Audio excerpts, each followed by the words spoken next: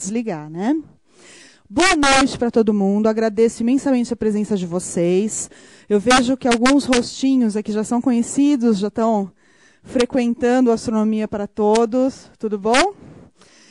Bem-vindos ao Departamento de Astronomia. Mais uma vez eu tenho que falar, quem já escutou essa história vai ter que escutar de novo. Tá, eu lamento, mas eu preciso apresentar um pouco do departamento para vocês. Essa atividade de hoje chama-se Astronomia para Todos. É uma atividade de divulgação no Departamento de Astronomia, feita com a minha coordenação. Eu me chamo Elisandra Figueiredo Cipriano, eu sou docente aqui do departamento e trabalho com ensino e divulgação de astronomia, em parceria com o Tasso Napoleão, que está na frente aí do Clube de Astronomia de São Paulo, do CASP. Então, é uma parceria entre o IAG e o CASP. Né? Por favor, pessoal, desliguem o celular. Esse é o momento em que a gente desconecta do mundo lá fora. Tá? Deixa todas as coisas ruins, mensagens, tudo lá fora. Então, desliguem. Tá? Desligou? Ótimo. Então, sejam bem-vindos novamente ao Departamento de Astronomia do Instituto de Astronomia, Geofísica e Ciências Atmosféricas. Quem está aqui pela primeira vez? Sejam bem-vindos, voltem sempre. O Departamento de Astronomia, ele foi criado em 1973.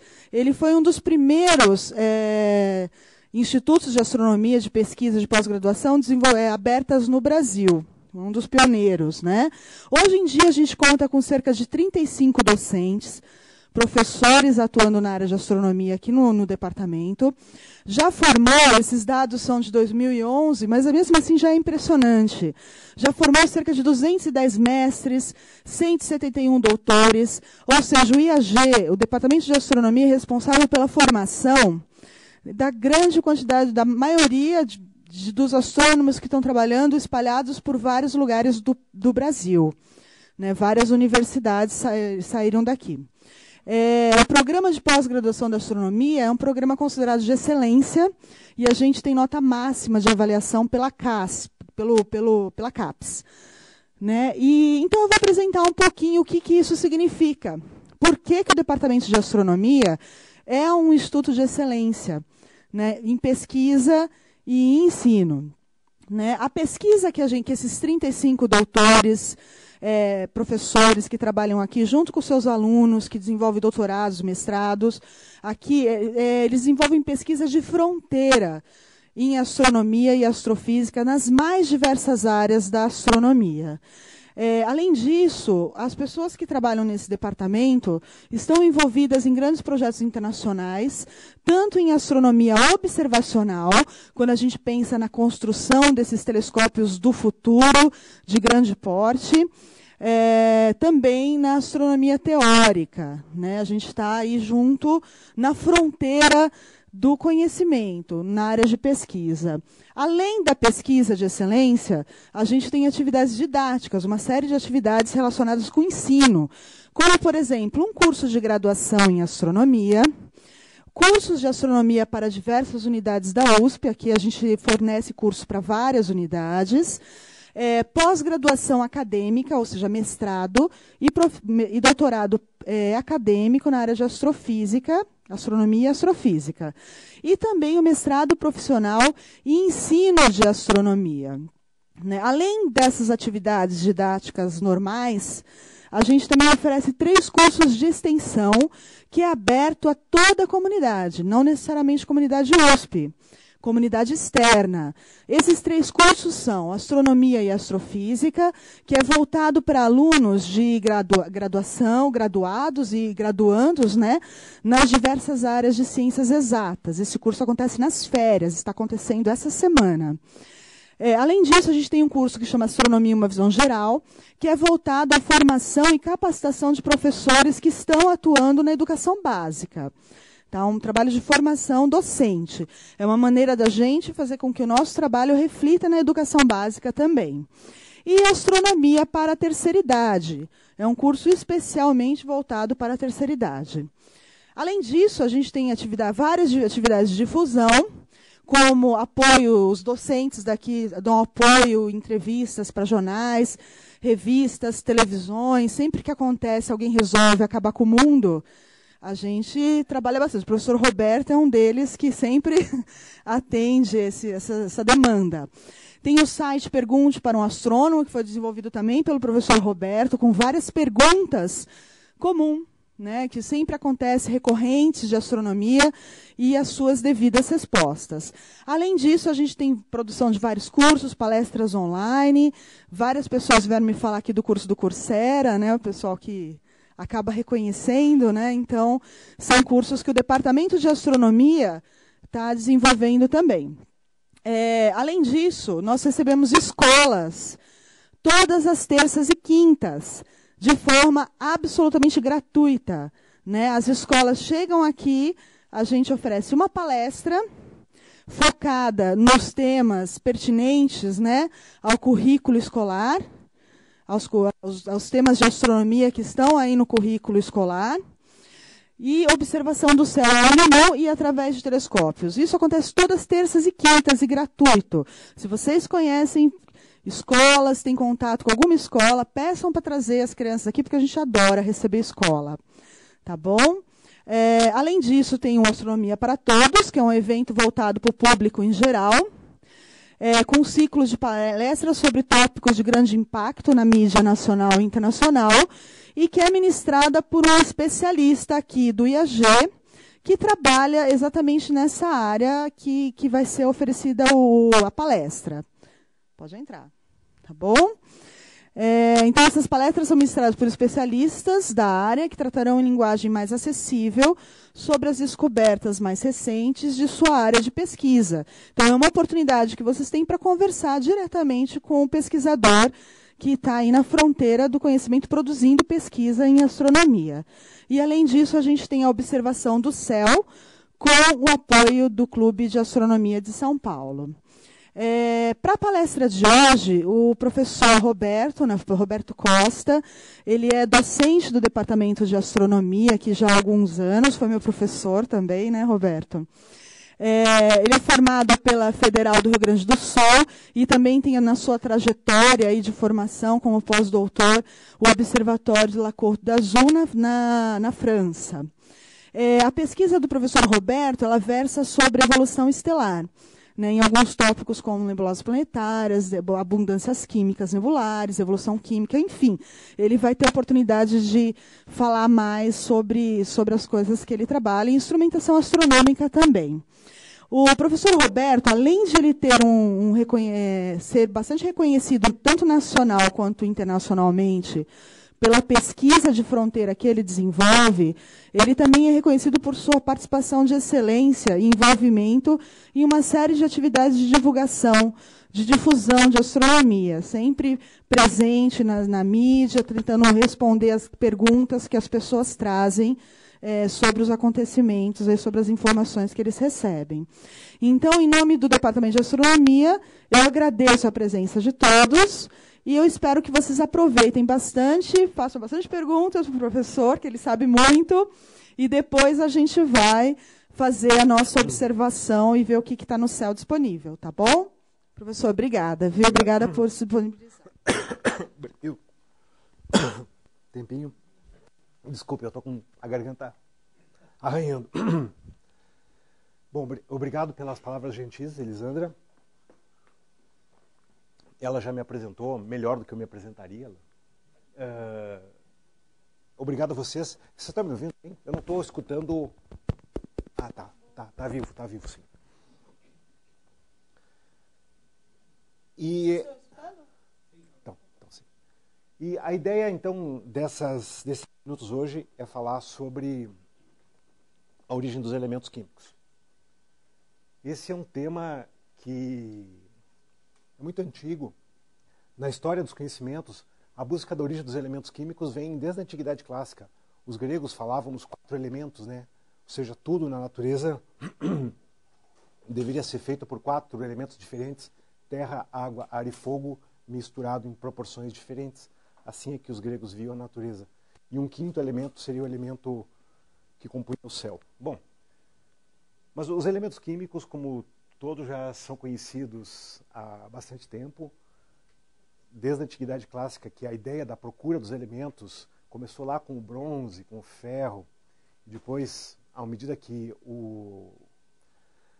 a física e a química foram evoluindo, os elementos foram sendo catalogados, conhecidos com mais clareza, mas a sua origem, a explicação da sua origem é nova. Faz muito pouco tempo que se sabe, muito pouco tempo em relação à história, que se sabe de onde que os elementos vieram. Curiosamente, se a gente pergunta para um químico, nem sempre os químicos sabem a resposta. Os químicos conhecem a tabela periódica, obviamente. Tem um engenheiro químico bem aqui na frente me olhando com uma cara meio irônica. Dois. Porque a origem dos elementos químicos está nas estrelas. E é sobre isso que eu quero falar hoje. Ou seja, quero falar sobre as estrelas como a origem dos elementos, como as fábricas dos elementos químicos. E é disso que se trata, né? Todos os elementos químicos que compõem os nossos corpos, de que se compõem os nossos corpos em termos dos elementos, não em termos das moléculas. As moléculas são aquelas moléculas orgânicas bem complicadas. Em termos de elementos, os nossos corpos é o carbono, o nitrogênio, o oxigênio das moléculas orgânicas, o cálcio dos ossos, o ferro que dá a cor vermelha do sangue. Esses elementos químicos vieram de algum lugar. Eles já estavam aqui antes de nós.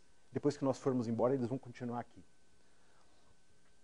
Mas antes, é preciso falar um pouco sobre a composição do universo. De que o universo é feito? Essa é a pergunta-chave. De que o universo é feito? A triste resposta: não se faz a menor ideia. 70% do conteúdo de massa mais energia do universo, massa mais energia, energia e massa é a mesma coisa, aquela equaçãozinha lá do Einstein, E igual a mc ao quadrado, explica que massa e energia se correspondem. Bom, 70% do conteúdo de massa mais energia do universo é a chamada energia escura, responsável pela aceleração da expansão do universo. O universo está se expandindo, isso se sabe desde os anos 1920, 20 e poucos, quando Edwin Hubble, aquele que deu o nome ao telescópio espacial, demonstrou que as galáxias estão se afastando entre si. Mas o que se descobriu há pouco tempo atrás, mais ou menos, um pouquinho menos de 20 anos, 1998, 99, é que essa expansão está se acelerando. Ou seja, para acelerar a expansão significa a presença de uma energia com um sinal contrário em relação à gravidade, que acelere a expansão. Isso corresponde a 70% do conteúdo de massa mais energia do universo, tem o nome de energia escura, onde o escuro aqui significa desconhecido. 25% do conteúdo total do universo é a chamada matéria escura fria. O que é isso? Bom, imagine um astrônomo tentando calcular a massa de uma galáxia. Tem duas maneiras básicas de fazer isso. Primeiro, a galáxia se compõe basicamente de estrelas. A gente sabe que para uma estrela ter uma certa luminosidade é preciso ter uma certa massa. Então, medindo a luminosidade total, se pode estimar a massa total da galáxia. Beleza, chegou num número. Mas uma galáxia, imagine uma galáxia espiral, ela gira. Uma vez que ela gire, ela tem energia cinética. Usando os teoremas da mecânica, o teorema do Virel, uma vez que ela gire, tem uma certa energia cinética, medindo a velocidade de rotação, é possível estimar a massa por um argumento dinâmico, pela velocidade de rotação. Mesmo a galáxia que a gente mediu a luminosidade, vamos estimar a massa por um argumento dinâmico. O mesmo objeto tem que dar mais ou menos a mesma coisa. Tem para dizer, não, mas essas medidas todas têm incerteza, né? Tem uma margem de erro. Ok, tem mesmo. Não vamos brigar por causa de 10, 20%. Só que a massa dinâmica é tipicamente 100 vezes maior do que a massa luminosa. Tipicamente 100 vezes maior. Ou seja, 99% da massa de uma galáxia não emite luz nenhuma. A essa fração se chama matéria escura. Matéria escura fria. O frio tem outra conotação. A ideia da matéria escura é, a gente sabe que ela está lá, porque ela tem efeito gravitacional na energia cinética. Mas ela não emite luminosidade.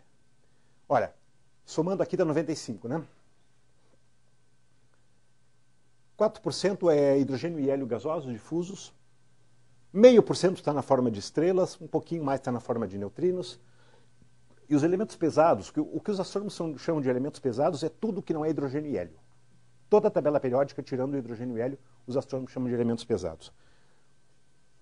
Correspondem a apenas 0,03% do conteúdo total do universo. E é sobre isso que a gente vai falar hoje. Eu sei que tem alguém aí dizendo, eu vou ligar para o PROCON. O cara falou que ia falar da origem dos elementos, ele vai falar sobre a origem de 0,03%. Mas tem uma explicação. Esses 0,03% são bem importantes. Aqui aquele diagraminha de pizza, aqui é a mesma coisa que eu acabei de dizer, na forma de um diagrama de pizza, né?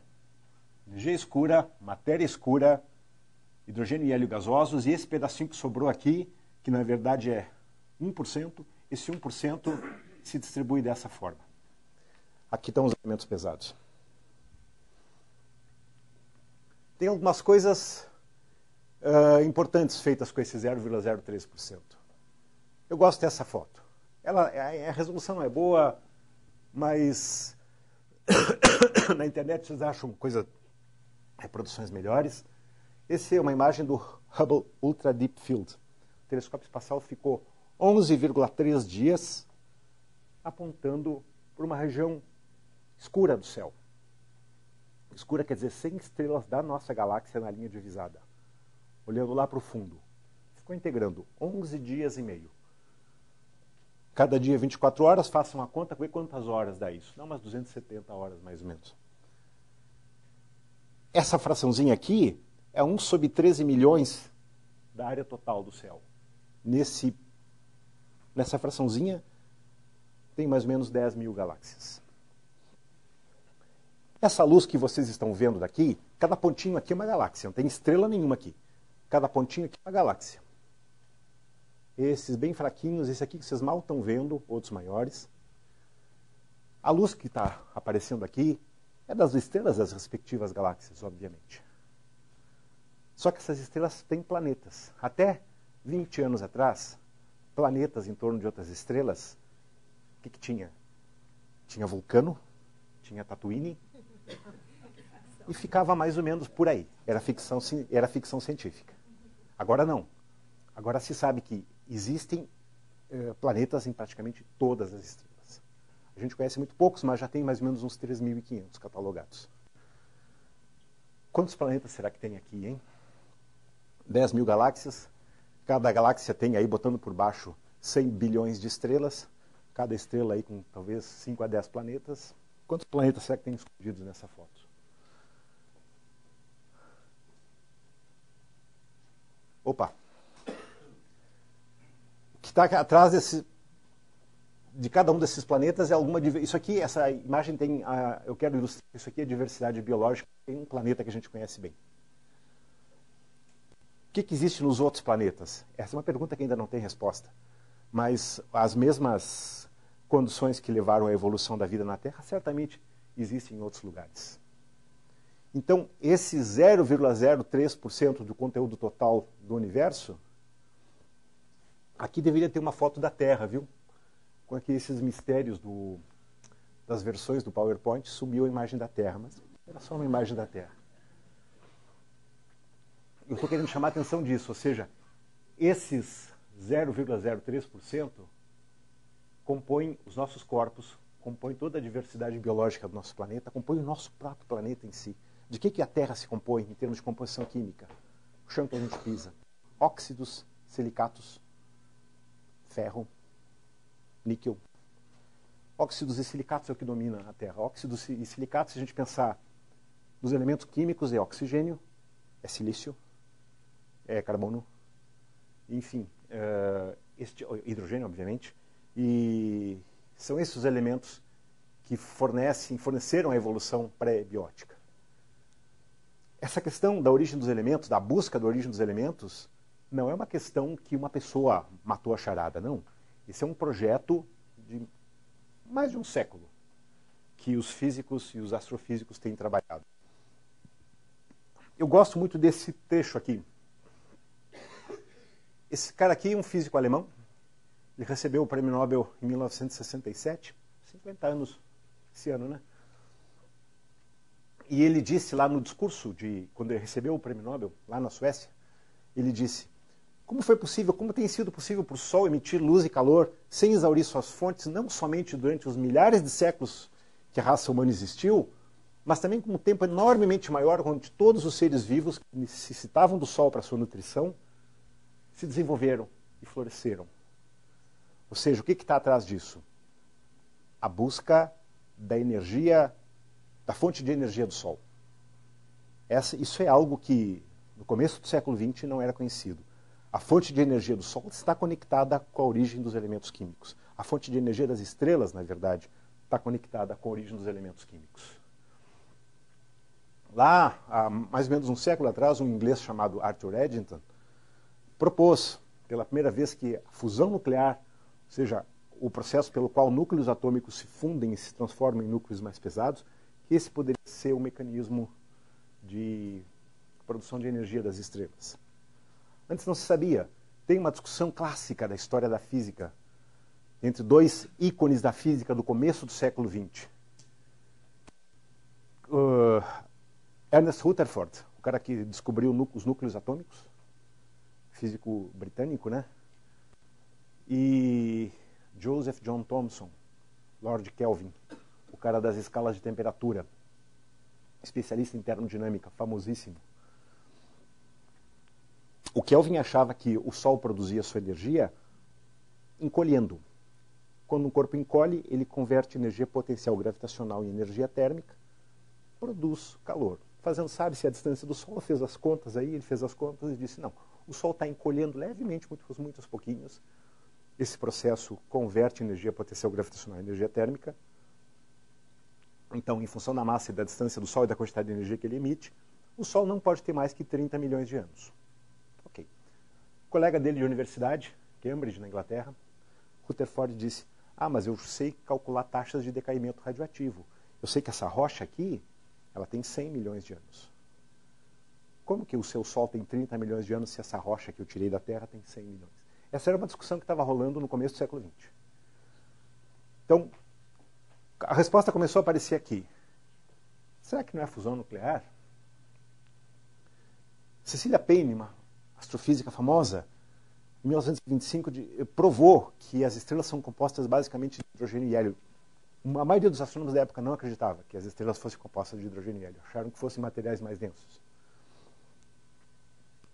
O próprio Bethe, no final dos anos 30, descreveu como que o hidrogênio pode se transformar em hélio e como que isso produz uma grande quantidade de energia. A gente já vai entrar nos detalhes.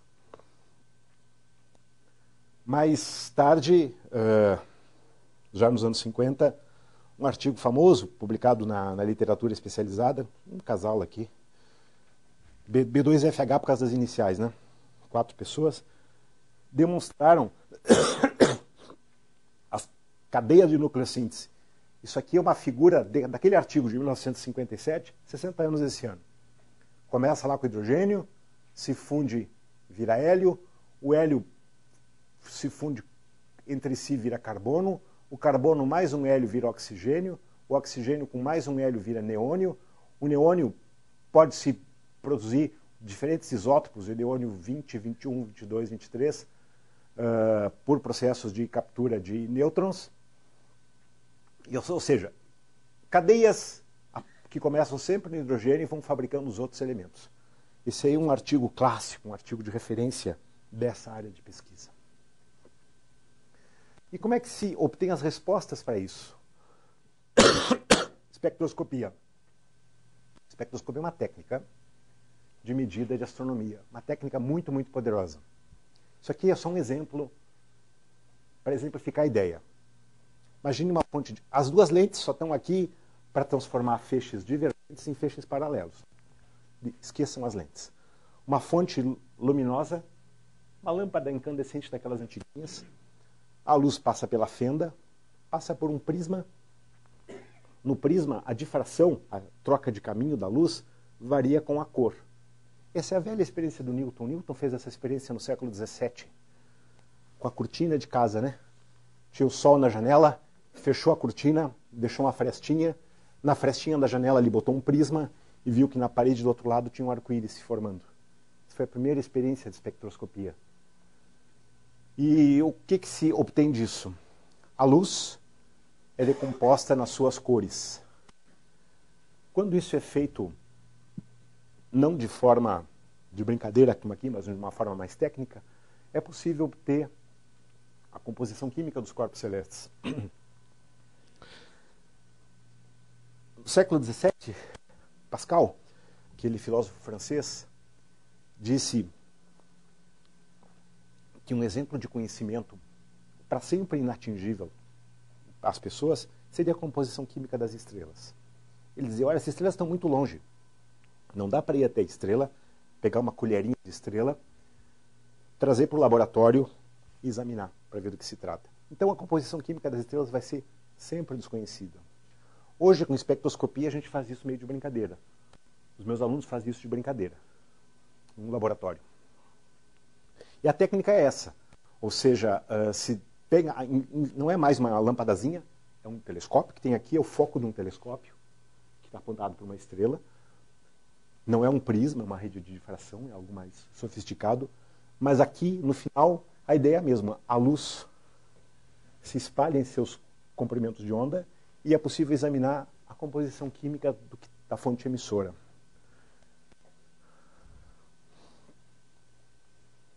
Aqui está aquela foto que a Sandra usou no anúncio desse seminário. Naquela foto eu estou aqui com o meu dedo apontando assim. Exatamente é isso. A camisa não é a mesma, mas o resto é. O que é esse espectro? Esse espectro, isso é o espectro do Sol. Essa é a luz do Sol decomposta em seus componentes. Só que, é claro, isso aqui está em fatias, em degraus, só para ficar mais fácil de ver. Para comparar com essa imagem aqui, com a imagem anterior, olha, aqui começa vermelho, laranja, amarelo, verde, azul, violeta. Para comparar com essa imagem aqui, pega a primeira faixinha do vermelho lá em cima, pega a segunda, cola do lado da primeira, pega a terceira, cola ao lado da segunda, a quarta do lado da terceira, assim sucessivamente. Vocês têm a mesma sequência, do vermelho até o violeta. O que dá para ver aqui? É que a luz não é contínua, ela é intercalada com essas barrinhas escuras aqui. Cada barrinha escura dessas mostra uma determinada transição química de um determinado componente que existe na atmosfera do Sol. Alguns muito intensos, essa ou aquela. Alguns muito fraquinhos, que provavelmente vocês nem estão vendo. Mas cada tracinho desses aqui mostra uma certa transição química de um certo componente, isótopo de um certo componente que existe na atmosfera do Sol. Ou seja, esse espectro é a impressão digital. Não existem duas estrelas idênticas, existem muito parecidas, mas não idênticas. Esse espectro é a impressão digital do Sol. E dá para fazer impressão digital de qualquer estrela que se queira. Um exemplo, isso aqui é a coroa solar, isso aqui é o Sol num eclipse, né? Isso aqui é o disco da Lua na frente do Sol, isso aqui é a coroa solar, é uma luminosidade muito tênue que a borda externa do Sol produz, só é visível nos eclipses. E aqui está o espectro da coroa. Quando isso foi feito pela primeira vez em 1868, foi descoberto essa linha aqui que não batia com nada dos laboratórios. Era um novo elemento químico. Hélio. Hélio quer dizer sol em grego, né? E pela primeira vez foi descoberto um elemento químico fora da Terra, o hélio. Primeira e única vez, diga-se de passagem. Ok. Então, para entender essa questão da nucleossíntese, vamos começar bem no começo. Vamos começar com uma coisa que todo mundo conhece. O que todo mundo conhece aqui? As Três Marias, né? Todo mundo conhece as Três Marias. Ora, ali perto das Três Marias tem outros 3 pontinhos luminosos. A do meio não é uma estrela, é uma manchinha. Se vê com qualquer binóculo. É a nebulosa de Órion. Nebulosa de Órion. Essa nebulosa de Órion é um berçário, é um lugar onde tem estrelas nascendo, se formando. Isso aqui é uma foto da nebulosa feita com um telescópio terrestre. E aqui, só essa regiãozinha aqui, uma imagem com um telescópio espacial. Esses pequenos glóbulos aqui são protoestrelas, são estrelas em formação. Ao sair daqui, não tentem procurar as Três Marias, gente. As Três Marias são uma constelação de verão. Elas não estão visíveis agora. Elas vão aparecer no final da noite, lá por outubro, mais ou menos. Setembro, outubro. glóbulos, estrelinhas se formando. As estrelas formam assim: um disco de poeira, uma protoestrela no meio. Eventualmente as condições lá no núcleo dessa protoestrela, a pressão e a temperatura sobem até que se liga a fusão nuclear no núcleo. E a estrela acende, vamos dizer assim. E aí se transforma, ela varre o disco de poeira que tinha em torno, é varrido pela própria pressão de radiação da estrela, só ficam os grãos maiores. O que é um grão maior? Bom, a gente mora em cima de um. Ficam os planetas e asteroides, corpos um pouco maiores. A poeira mesmo vai embora. Essas são imagens reais de estrelas, uma protoestrela, uma estrela recém-nascida, com um disco de poeira ainda em volta, e aqui qualquer estrela, né? Eu gosto dessa imagem. Aqui são as Pleiades, que aqui em São Paulo o pessoal do interior chama de panelinha. Lá na minha terra, no Rio Grande do Sul, minha avó chamava de os 7 cabritinhos. Todo mundo já viu, né? As Pleiades também são um objeto de verão. Não é uma constelação, isso é um asterismo. Fica na constelação do Touro, no verão. Então, essas estrelas são recém-nascidas e elas guardam em torno dela ainda os restos da nuvem que lhe deu origem. Parece um bebê e sua placenta. Então, como funcionam as estrelas? Como se dá a nucleossíntese? A estrela é um corpo, um equilíbrio muito complexo. De fora para dentro, a gravidade, né? É um corpo com uma massa imensamente grande. A pressão de gravidade de fora para dentro é muito grande.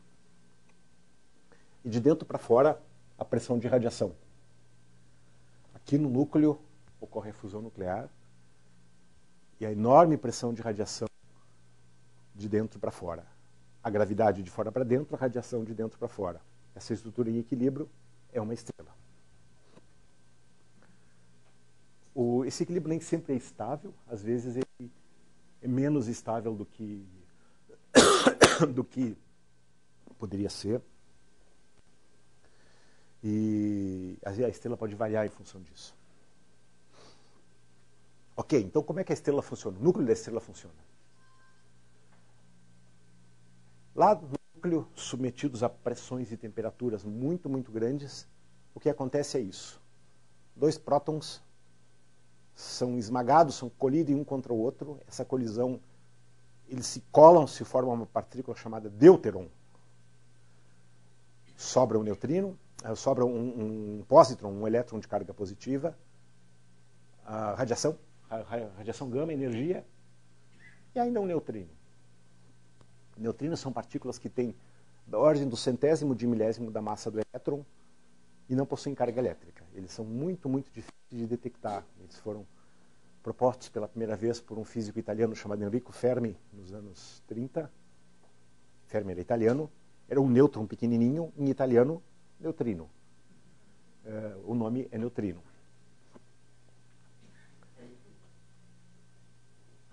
Aqui forma um deuteron. O deuteron cola com mais um próton, forma um hélio 3, 2 prótons, um nêutron, e mais energia. Depois, 2 partículas dessas colidem entre si, formam um hélio 4, que é estável, e liberam 2 prótons.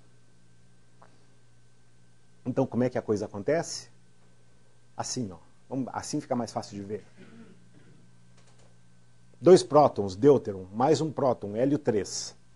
2 prótons, deuteron, mais um próton, hélio 3. 2 hélio 3 formando um hélio 4. Então, o que aconteceu? Como é que a gente começou? A gente começou com 1, 2, 3, 4, 5, 6 prótons. Acabamos com o quê? 1, 2, 3, 4 prótons na forma, sendo que aqui esses 2 com 2 nêutrons formam um núcleo de hélio e 2 prótons livres. Começamos com 6 prótons, acabamos com um núcleo de hélio e 2 prótons livres. Só que tem um resultado interessante. Se a gente somar as massas de 1, 2, 3, 4, 5, 6 prótons, a massa de 6 prótons é um pouquinho maior do que a massa de um núcleo de hélio mais 2 prótons. Onde é que foi parar essa massa? Virou energia. Assim que é produzida energia no núcleo do Sol. De passagem, isso não acontece em todo o volume do Sol. Isso acontece no núcleo do Sol. Que tamanho tem o núcleo do Sol? Tamanho da Terra. Muito pequenininho. Só um miolinho do Sol que isso acontece. O balanço energético é o seguinte, ó, só para colocar a coisa em número. Isso aqui é unidades de massa atômica, gente. O próton, ou seja, o núcleo de hidrogênio, tem 1,0078 unidades de massa atômica. Vezes 4 dá isso. O hélio, o núcleo de hélio, olha a diferença, ó. Aqui dá 4,031, aqui dá 4,002. A diferença é pouquinho, é 0,7% da massa total. Mas usando essa continha aqui, dá para ver que esse 0,7% equivale a uma certa quantidade razoável de energia. Isso aqui é milhões de eletronvolts. Poder colocar joules, poderia colocar calorias, qualquer unidade de energia. A gente sabe a luminosidade do Sol, a gente sabe a massa do Sol. Então, fazendo uma conversão que não é certa, não é 7% da massa total do Sol que vai se converter, mas dá para fazer uma continha muito simples aqui, usando matemática do ensino médio, e ver que só considerando a quantidade de energia que o Sol pode emitir e a sua luminosidade, a gente já tem um limite superior para a vida do Sol aqui. Esse limite superior está bem superestimado, porque aqui a gente estimou que 0,7% da massa total do Sol pudesse se converter em energia. É 0,7% da massa do núcleo do Sol. Mas isso aqui já demonstra que o Sol não é infinito. Ele um dia vai esgotar a sua fonte de energia. Uma outra possibilidade, o chamado ciclo CNO. Isso não ocorre em estrelas como o Sol. Ocorre em estrelas que têm pelo menos 40% a mais de massa que o Sol. Qual é a ideia? A ideia começa com um átomo de carbono. O núcleo de carbono é assim, ó. 6 prótons, 6 nêutrons.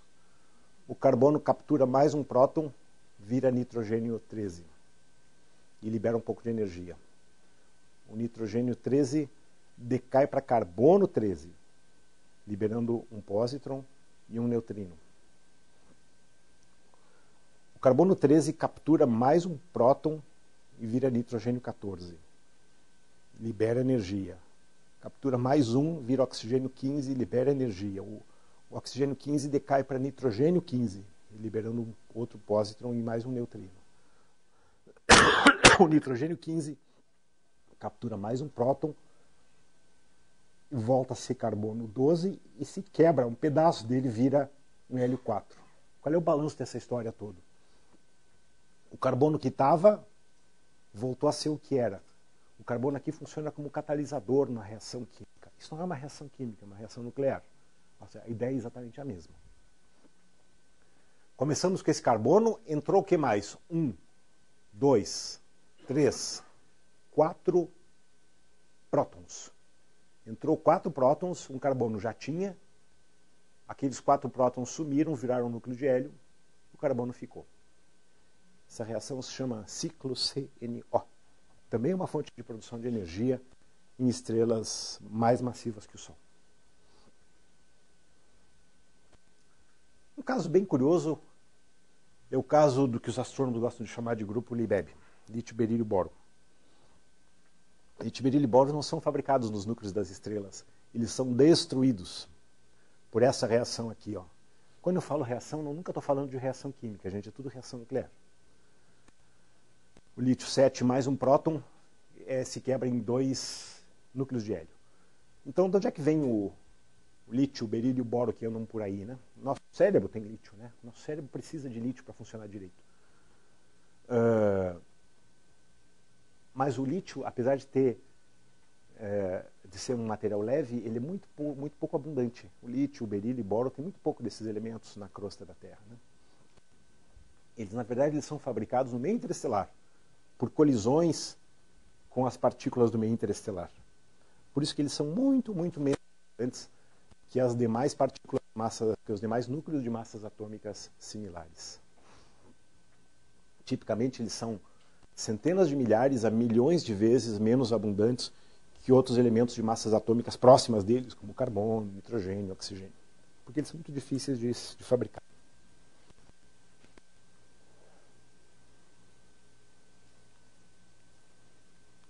Essa coisinha aqui, a impressão que está com pouca bateria.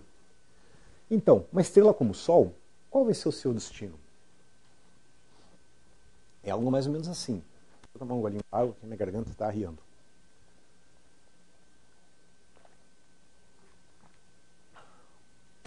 Quando o Sol nasceu,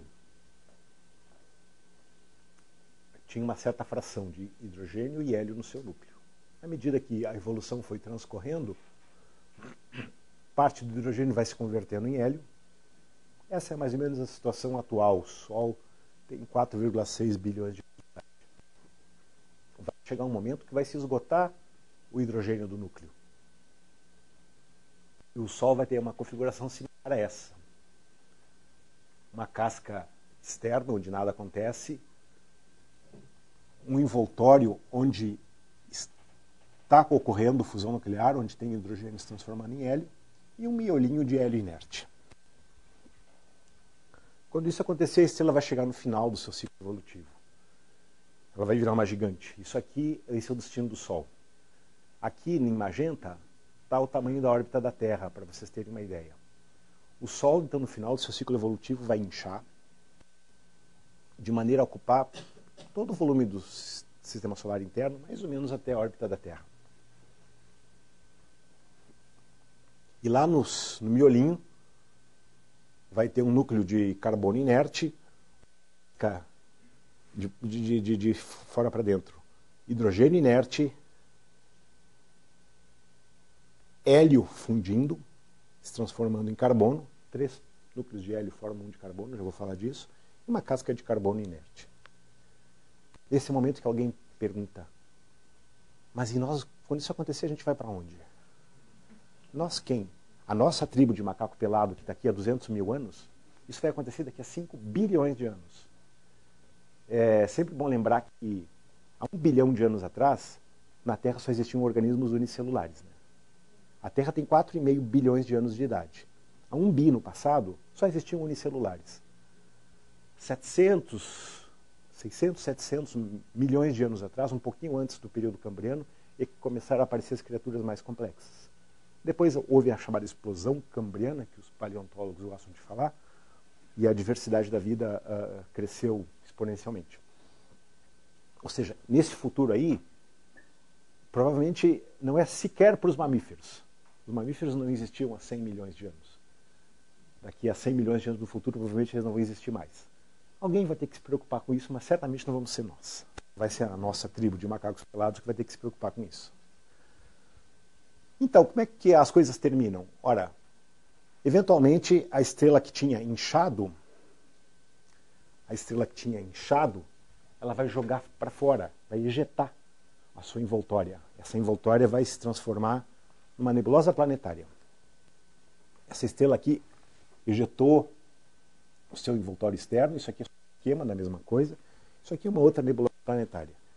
Cuidado com o nome, esse nome nebulosa planetária é um nome infeliz, é um nome que saiu dos astrônomos do século XIX lá, que viam objetos redondinhos e meio difusos pelo telescópio, e diziam, puxa, esse negócio parece Urano e Netuno, parece um planetinha, não é uma nebulosa, mas é meio esférica, é uma nebulosa que parece planeta, vamos chamar de nebulosa planetária, não tem nada a ver com planeta. Não se formam planetas daqui. Isso aqui é o final do ciclo de vida de uma estrela. O nome acabou ficando. Elas são muito fotogênicas. Produzem belas imagens. E as estrelas que têm, as chamadas estrelas de massa intermediária, mais ou menos entre 80% e 8 vezes a massa do Sol, terminam o seu ciclo evolutivo com essa carinha, como nebulosas planetárias. E lá no miolinho, o que sobra? Uma anã branca, um objeto que tem mais ou menos o tamanho da Terra, da ordem do tamanho da Terra, era o antigo núcleo estelar, mais ou menos o tamanho da Terra, emitindo muito pouca energia, porque já exauriu suas fontes. E as supergigantes, as estrelas que têm pelo menos 10 vezes a massa do Sol. Ora, se uma estrela muito massiva tivesse onde está o Sol, no final do seu ciclo evolutivo, ela incha muito. Ela fica mais ou menos do tamanho da órbita de Júpiter. Imagine então uma imensa estrela com um volume igual ao volume circundado pela órbita de Júpiter. O que acontece nos núcleos dessas estrelas? Ora, o processo de fusão ocorre sempre produzindo os átomos cada vez mais pesados quanto mais por cento. Por quê? Porque quanto mais por cento, mais pressão e mais temperatura. Para fabricar hélio, no caso do núcleo do Sol, é preciso 15 milhões de graus, mais ou menos, que é a temperatura do núcleo do Sol. 15 milhões. O que acontece? Então, lá está sendo fabricado hélio. Para fabricar carbono, como é que fabrica carbono? 3 núcleos de hélio. Se vocês pegarem... o hélio tem massa atômica 4, número atômico 2, né? Multiplicar isso por 3 dá 12, 6, que é o carbono. 3 núcleos de hélio fabricam um núcleo de carbono. Isso acontece logo depois da fusão. Exaurido o hidrogênio, começa a fabricar hélio. Exaurido o hélio, começa a fabricar carbono. Junta carbono com mais um hélio, dá oxigênio.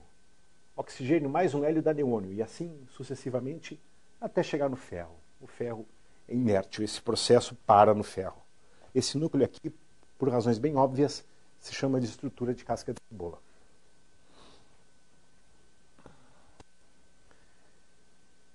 A fusão do hidrogênio fabrica hélio, só para a gente revisar o que falamos até agora. A fusão do hidrogênio fabrica hélio. O hélio fabrica carbono, oxigênio. O carbono, o oxigênio e o neônio fabricam todos os elementos até o silício. E no fim a fusão do silício fabrica todos os elementos. Silício mais hélio e esses outros mais leves fabricam tudo até o 60. O elemento 60 é cobalto, né? Então aqui, ou seja, nos interiores das estrelas, por esses processos de fusão de elementos cada vez mais pesados, são fabricados todos os elementos químicos do hélio até o cobalto, ferro, cobalto. Mas a tabela periódica vai além disso, né? Aí entram na jogada as supernovas, os 2 tipos de supernovas. Existem 2 tipos de estrelas chamadas supernovas, 2 tipos de fenômenos chamados supernovas. Tipo 1 e tipo 2. Tipo 1, na verdade, tipo 1A, são sistemas binários onde uma delas transfere energia para outra, transfere massa para outra. Uma estrela, essa aqui termina o seu ciclo evolutivo, ejeta uma nebulosa planetária, vira uma anã branca. Quando a companheira dela, menos massiva, que evolui mais lentamente, incha e começa a transferir massa, esse processo de transferência vai indo até que essa aqui vai crescendo, crescendo, engordando, engordando, até que, quando a anã branca ultrapassa um certo limite de massa, ela não aguenta o seu próprio peso e colapsa. E isso se chama limite de Chandrasekhar, tem um nome técnico. Quando a estrela colapsa, ela explode. Isso é uma detonação. Ou isso pode acontecer se a estrela já tiver muita massa, supernovas tipo 2. Se ela tiver muita massa por si só, o núcleo vai ficando cada vez mais denso, cada vez mais denso, cada vez mais denso, até que o núcleo dela sozinho passa o limite de Chandrasekhar, o núcleo cai dentro dele mesmo.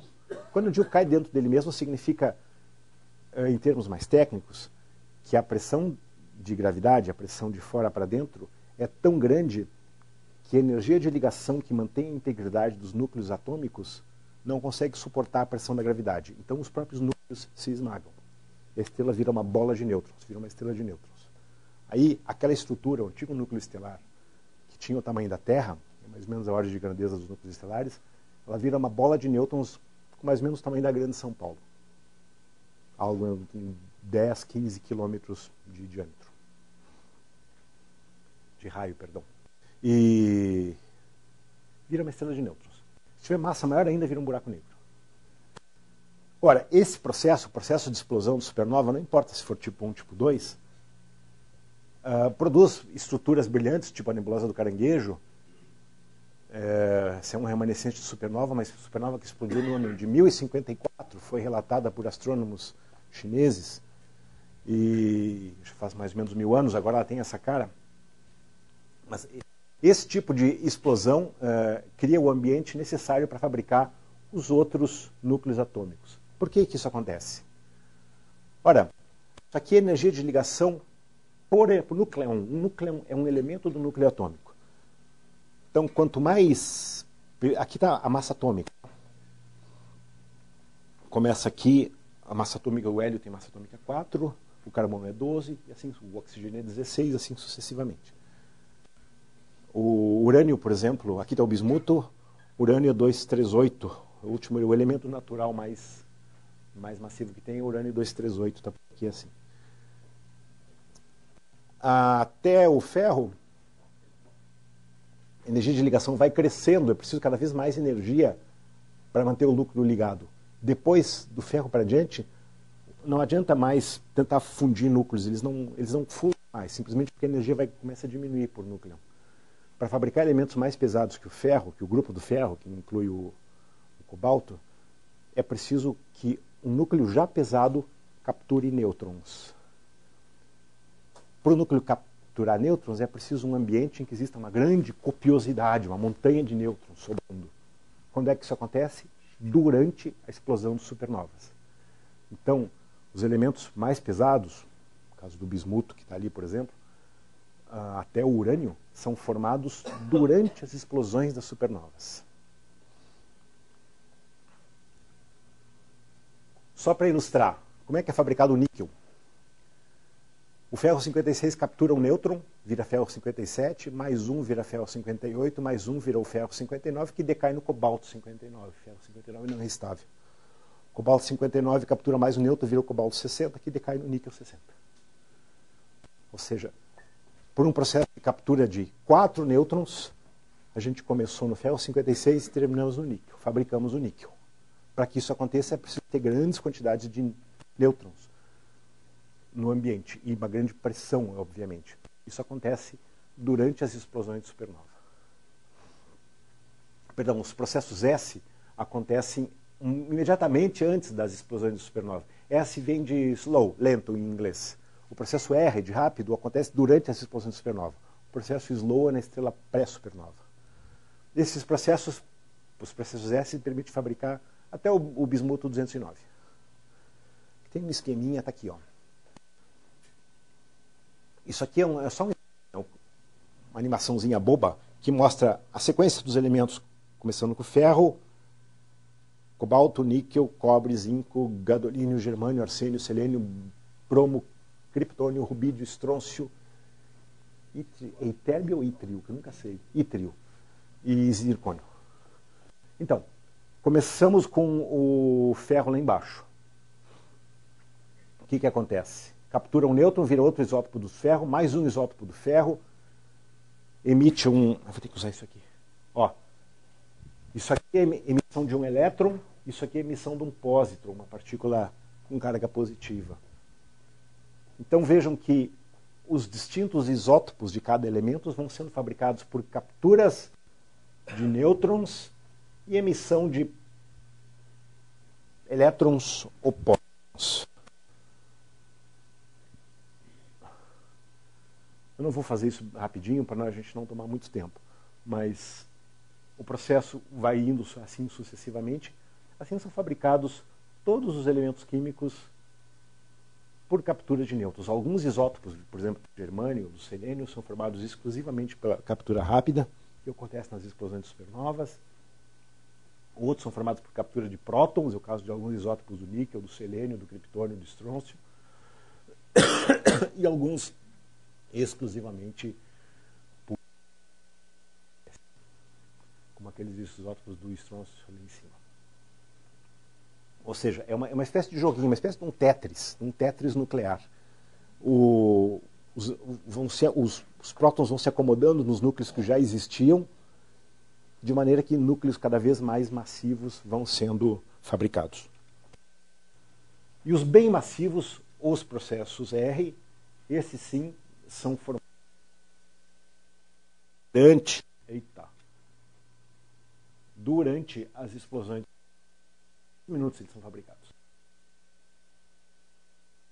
É muito grande. E isso sim vai permitir a formação de estruturas estáveis cada vez mais pesadas. Esse diagraminha aqui é interessante porque ele mostra que, no geral, quanto mais leve é o elemento, mais abundante ele é.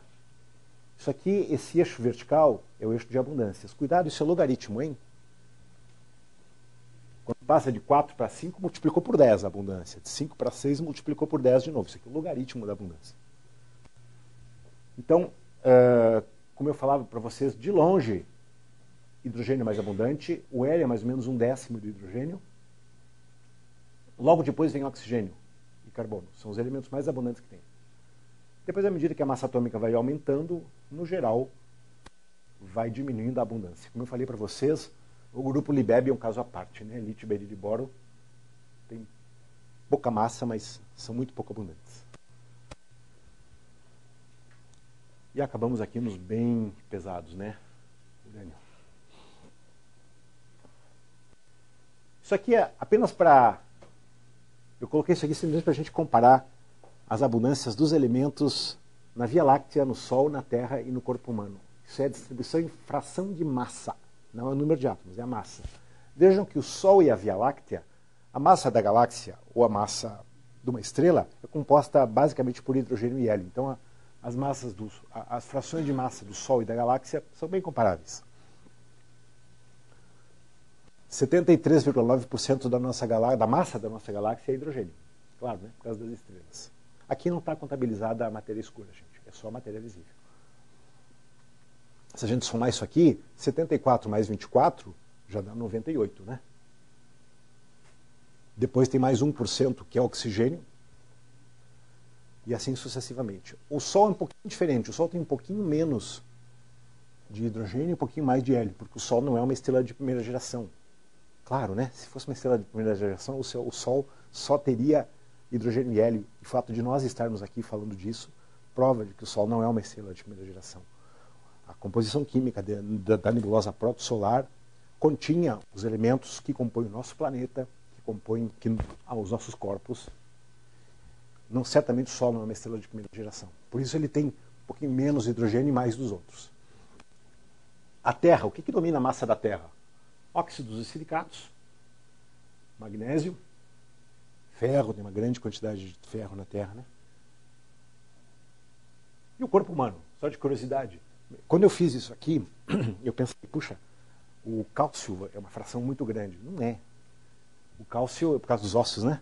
O cálcio é 1,5% da massa dos nossos corpos. De longe, o que ganha? O oxigênio. Porque 2/3 da massa do nosso corpo são átomos de oxigênio. Por quê? Por causa da água, né? 2/3 do nosso corpo são moléculas de água. E a molécula de água, em termos de massa, é basicamente oxigênio. Quer dizer, se você for num laboratório, numa loja dessas que vendem produtos químicos, né? Acho que dá para comprar a massa de um corpo humano, é baratinho, né? Pega eu tenho 90 e poucos quilos. 60%, 65%, mais ou menos uns 60 quilos de oxigênio, 15 quilos de carbono, 8 quilos de hidrogênio. É barato. Claro.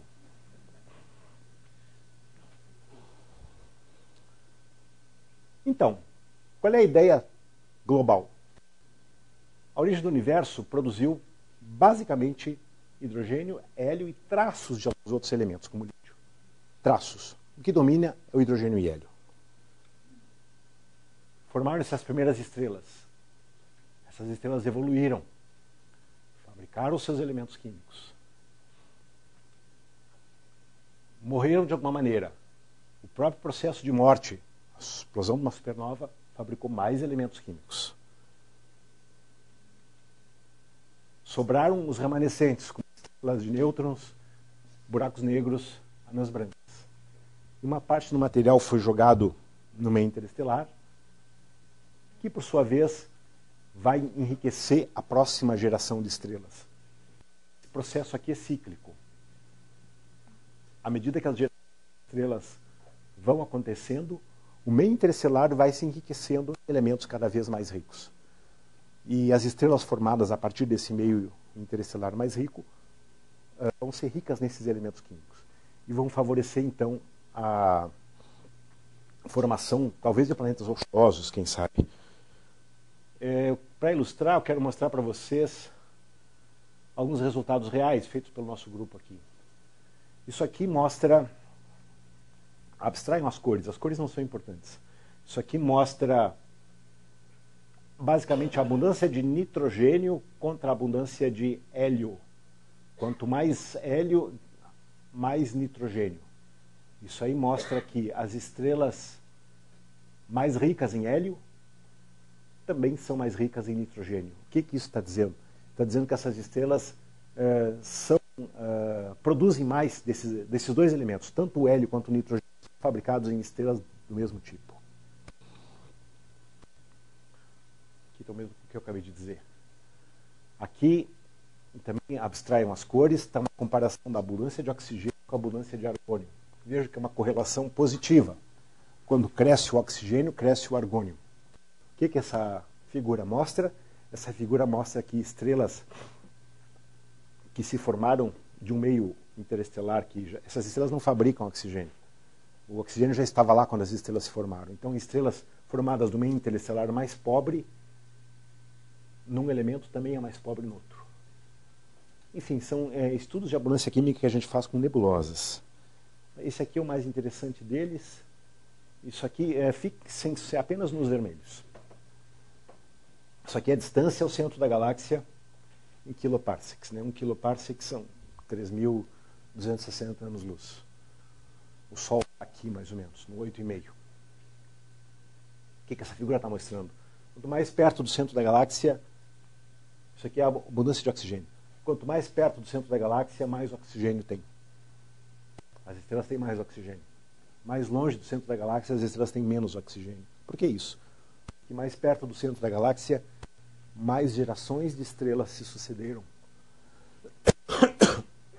Mais gerações de estrelas se sucederam produzindo esses elementos.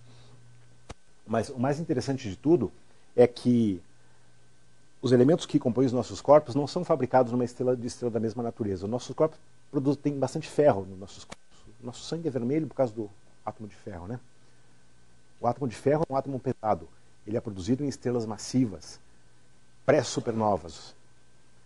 Aquela estrutura em casca de cebola que eu mostrei para vocês, lá de uma gigante vermelha que encheria todo o sistema solar até a órbita de Júpiter. Lá no seu núcleo elas estão fabricando ferro. Outros átomos mais leves, que também tem nos nossos corpos, como o nitrogênio, por exemplo, das moléculas orgânicas, são fabricados em estrelas como o Sol.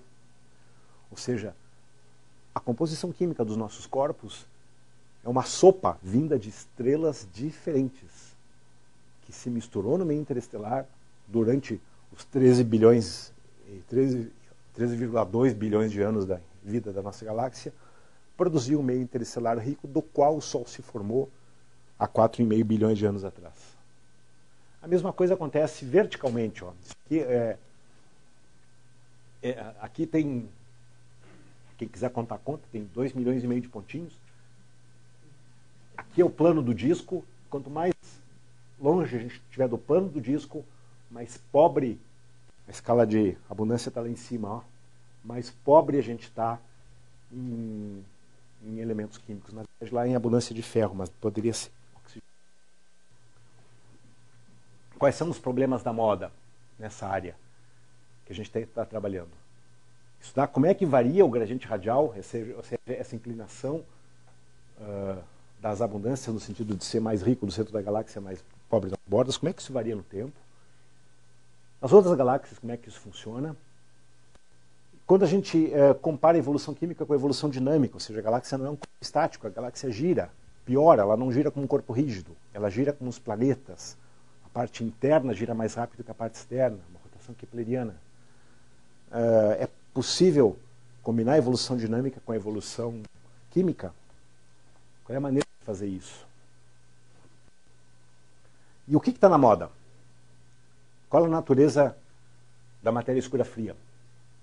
Qual é a verdadeira natureza da energia escura? Essas perguntas não têm resposta ainda, as respostas estão sendo trabalhadas. A questão dos exoplanetas de tipo terrestre. Exoplanetas são planetas em torno de outras estrelas. Por uma questão da técnica de busca, é muito mais fácil achar planetas parecidos com Júpiter, gigantes gasosos, do que planetas pequenos como a Terra. Mas eles estão lá, já tem vários que foram encontrados, uma fração boa deles. Quantos exoplanetas do tipo terrestre existem na tal zona de habitabilidade das suas estrelas? O que é a zona de habitabilidade? É uma faixa de distâncias da estrela onde pode existir água na fase líquida. Se o planeta está muito perto da estrela, a água está na forma de vapor. Se está muito longe, a água está sólida. Numa certa faixa de distância da estrela, que vai depender da temperatura da estrela, obviamente, pode existir água na fase líquida na superfície. Por que se chama isso de zona de habitabilidade? Porque aqui na Terra a vida requer necessariamente água na fase líquida. Não existe vida sem água na fase líquida em algum momento do processo. O que tem lá? Esses são os problemas da moda. Para concluir, um raciocínio bem simples. Qual é a fração de estrelas que tem planeta? 100%. Esses são os resultados do satélite Kepler, um satélite que operou mais ou menos de 2009 a 2012, 2009 a 2012, 2012 a 2013. Aparentemente, todas as estrelas têm planetas. O número de planetas por estrela, da ordem da dezena. Quantas estrelas tem por galáxia? Da ordem das centenas de bilhões.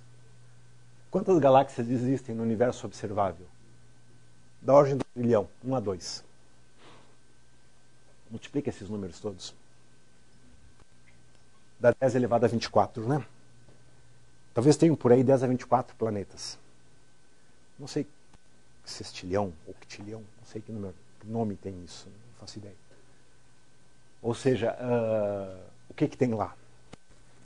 Essa é uma pergunta que ainda está a ser respondida.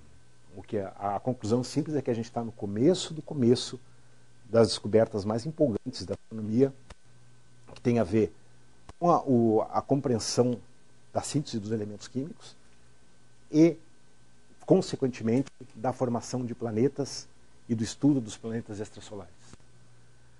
E é isso, gente. Só para concluir, eu quero deixar para vocês 3 sugestões de leitura. 3 livros. Esses livros estão disponíveis em PDF no site do nosso departamento, gratuitamente. Não precisa entrar com o número do cartão de crédito. Nesse lugar aqui, ó. E é isso, gente. Muito obrigado por me ouvirem. Agora eu quero ouvir vocês um pouquinho. Obrigado.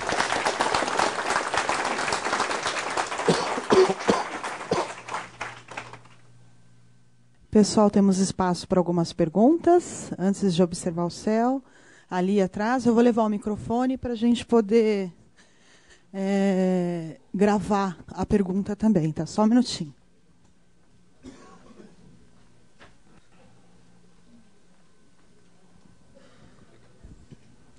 Boa noite.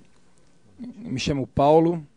A minha dúvida é a seguinte: se o universo está se expandindo, como que as galáxias, por exemplo, de Andrômeda e a nossa, elas vão se chocar em algum momento? Daqui a alguns milhões de anos, elas não teriam que estar se afastando uma da outra? Não. A nossa galáxia está muito perto de Andrômeda. Ou seja, o movimento entre a nossa galáxia e Andrômeda é um movimento local. Interessante essa pergunta porque ela dá a oportunidade de explicar como é que funciona a expansão do universo. A expansão do universo não significa que a Terra está se afastando do Sol. A expansão do universo não significa que a minha orelha direita está se afastando da orelha esquerda. Nessa escala de tempo, as forças que dominam a escala do meu corpo são forças elétricas, né, que mantêm a estabilidade da estrutura molecular. No caso da Terra com o Sol, a força gravitacional. No caso do universo local, a Terra com Andrômeda, também é força gravitacional. A expansão do universo ela só varia em escalas cosmológicas, na escala das centenas de milhões de anos-luz. Daqui para Andrômeda são menos 2,5 milhões de anos-luz. Não existe expansão do universo nessa escala, é muito perto. Precisa ser 2 ordens de grandeza mais longe para a expansão do universo ser significativa.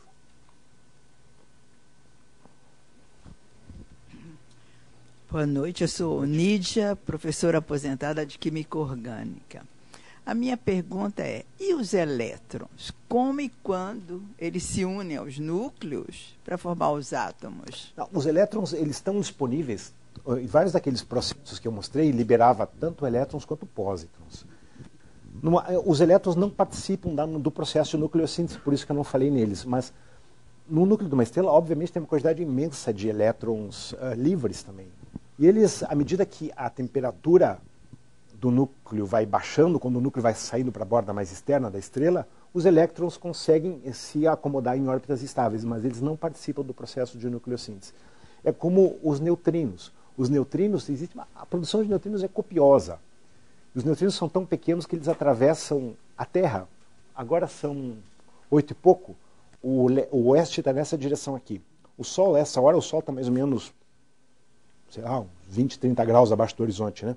Se eu botar minha mão assim, na direção do Sol, supondo, para simplificar, que a minha mão tenha 10 por 10 centímetros, tenha 100 centímetros quadrados, tem 1 trilhão de neutrinos atravessando a minha mão por segundo, emitidos pelo Sol.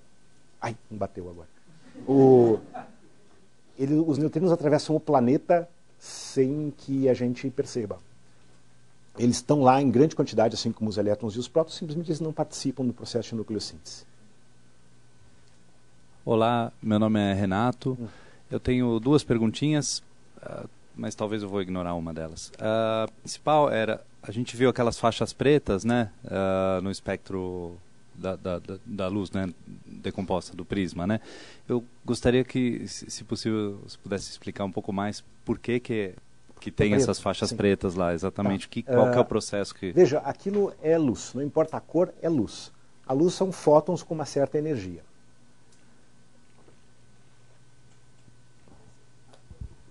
Se acertaram? A luz, então, são fótons com uma certa energia. Bom, eventualmente, um determinado fóton com uma certa energia, portanto, uma determinada cor, ele tem exatamente a energia necessária para fazer um elétron pular de um certo nível para outro nível de um determinado átomo. Quando esse fóton é usado para fazer um elétron saltar de um nível para outro, ele não segue viagem, ele para ali. Então, aquela luz, aquela cor, você não está vendo. Então se chama linha de absorção, por isso que ela é escurinha. Linha de absorção, porque aquela energia daqueles átomos são absorvidas por uma determinada transição eletrônica, aí sim a gente está falando da coroa eletrônica, uma certa transição eletrônica que vale para um determinado átomo em particular, uma determinada transição num determinado átomo. Por isso é que eu falei que a composição química das estrelas pode ser determinada através das linhas de absorção, porque essas transições são únicas, são unívocas para cada transição, essas frequências são unívocas para cada transição atômica. Exatamente por isso. Era essa a sua pergunta?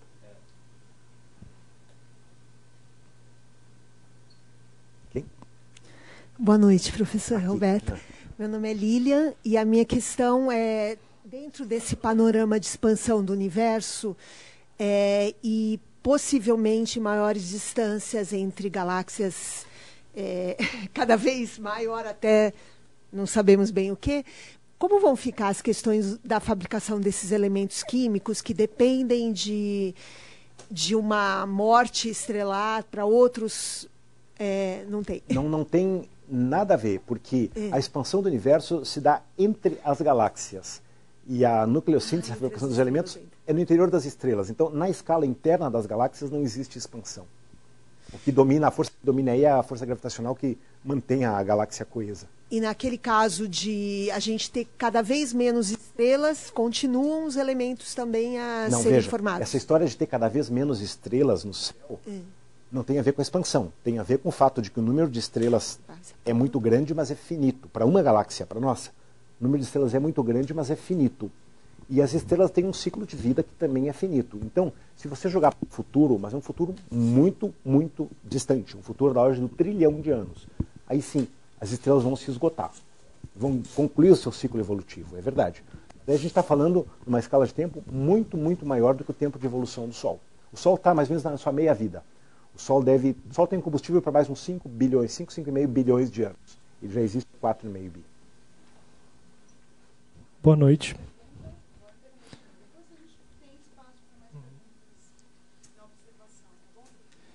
Em relação à formação dos elementos, as partículas fundamentais, isso é, os férmions, os bósons, qual seria o impacto do entendimento deles para entender esse processo? Porque só a visão do átomo em próton, em nêutron, acho que não é suficiente para entender esse processo, não? Sim, os férmions e os bósons já estavam lá. Para você falar da origem dos férmions e dos bósons, você tem que falar da origem do universo. Não é essa a ideia da aula de hoje. A origem dos férmions e dos bósons aconteceu antes, aconteceu quando o próprio universo se formou. A gente já partiu do pressuposto que existiam átomos de hidrogênio. Agora, a última pergunta daqui o livro, filha.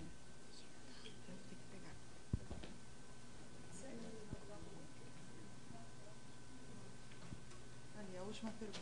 Daqui. Aqui tem mais uma. Não, Desculpa.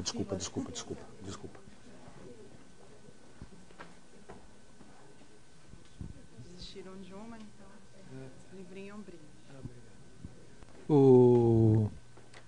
O hélio e o hidrogênio, que ainda estão dispersos, né, no universo, eles têm condições de se, pelo meio gravitacional ainda existente, embora mais fraco, de formarem outras galáxias? Não, outras galáxias não. Pode formar outras estrelas estrelas. Galáxia. Outras galáxias não. O processo de formação das galáxias, das chamadas grandes estruturas, ou seja, das galáxias, ocorreu lá no universo primitivo. E quando a gente olha agora com telescópios muito potentes, sabe que a velocidade da luz é constante, então quanto mais distante está o objeto, mais antigo ele é, né? Já que a velocidade da luz é constante. Então, se a gente olha para objetos muito, muito remotos, muito, muito distantes, a gente está vendo mais próximo da sua origem, da sua formação. E lá, então, a gente consegue ver, muito distantes, galáxias ainda em formação, mas isso lá no limite observacional com grandes telescópios. Se a gente pensar aqui no chamado universo local, não existe mais formação de galáxias. As galáxias estão já formadas. Só no universo primitivo que se formaram as galáxias. Simplesmente porque não existem grandes quantidades de matéria aqui no universo local para formar galáxias. Isso já aconteceu. Não tem como continuar acontecendo. Já aconteceu. O que continua a acontecer é formar estrelas. Isso sim. Na nossa galáxia, falei para vocês das Pleiades, da panelinha. As Pleiades são estrelas que se formaram depois dos dinossauros terem sumido. Umas poucas dezenas de milhões de anos que as Pleiades se formaram. Então as Pleiades são estrelas bebês. Isso continua acontecendo.